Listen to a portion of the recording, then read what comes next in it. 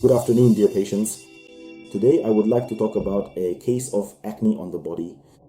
A patient came to us who has been suffering from body acne for a long time, for several years now.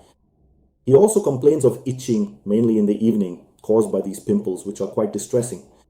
And accordingly, he has already been treated for a long time, for several years, with various medications, oral medications, various topical treatments, which did not bring any improvement. But this immediately indicates the atypical nature of such pimples. Why? Because generally speaking, acne treatment protocols are standardized, and at least some improvement should occur. In addition, there is quite severe itching. And if we look at the external manifestations, we can see these scar-forming papular elements that end up as scars, which are found not so much on the face, but more on the body, on the arms, on the torso, even on the lower limbs, which is not typical for ordinary acne. What kind of diagnostic workup should be conducted for this patient?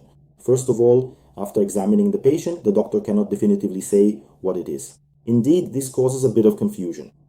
Why? Because firstly, the itching is atypical, and secondly, the scarring and prolonged course without improvement, all of this is not characteristic of ordinary acne with standard therapy. What could we consider in this case? Well, probably the most concerning thing to consider here is papillonecrotic tuberculosis. And what is tuberculosis?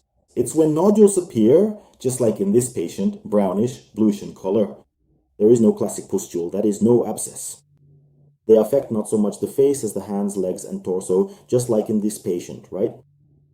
And in the central part of these nodules, necrosis develops, and then they leave scars behind, as seen in this patient. And all of this, in fact, leads us to the need to screen for tuberculosis.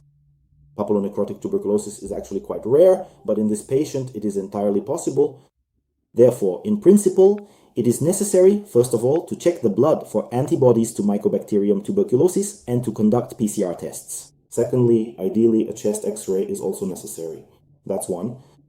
Secondly, there are questions regarding, specifically adult prurigo. However, there isn't much data supporting it here, but there are papules and excretion, and we can observe itching. All of this may be the onset of essentially a disease such as strophalos or adult prurigo, and requires at the very least a biochemical blood test as well as a complete blood count. And of course, the last thing is to check the blood for allergies. Checking the blood for allergies involves indicators such as immunoglobulin E, circulating immune complexes, and so on.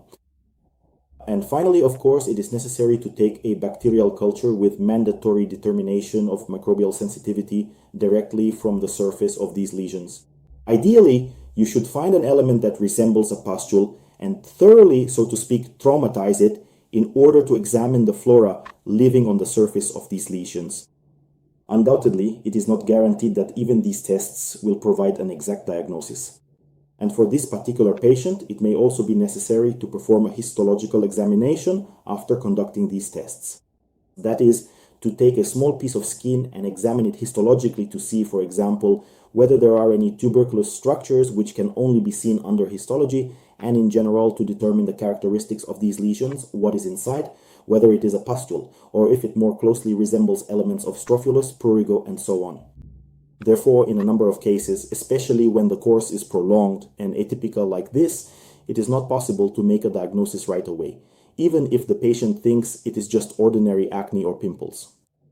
That is why we recommended such tests to this patient. For now, he has declined to undergo them. However, given this kind of chronic course and unsuccessful treatment, most likely he will eventually agree to this examination, or gradually his skin will turn into, skin covered with scars, which can only be treated cosmetically after, and if this is, say, a tuberculous lesion, then in general, these eruptions can actually be a symptom of tuberculous involvement, which can persist chronically for a long time without symptoms. That's why skin diseases can be, and often are, a reflection of the internal problems that a patient may have.